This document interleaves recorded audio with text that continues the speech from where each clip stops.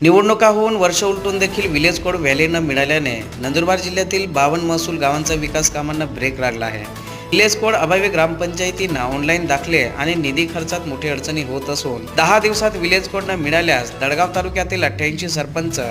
जिल्हाधिकारी कार्यालयासमोर आंदोलन करतील असा इशारा देणारे पत्र देखील दिले होते।